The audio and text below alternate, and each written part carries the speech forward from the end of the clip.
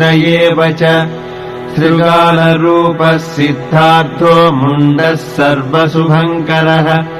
अजश्च बहुरूपश्च गङ्गाधारी कपर्यपि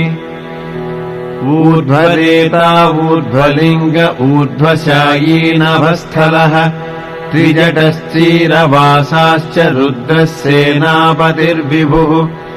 अहश्चरो नक्तम् चरस्तिग्ममन्युः सुवर्चसः गजः दैत्यः कालो लोकधाता गुणाकरः सिंहशार्दूलरूपश्च व्याघ्रचर्माम्बरावृतः कालयोगी महानाथः सर्वकामश्चतुष्पथः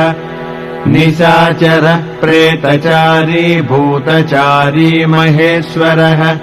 बहुभूतो बहुधः स्वर्भानुरमितो गतिः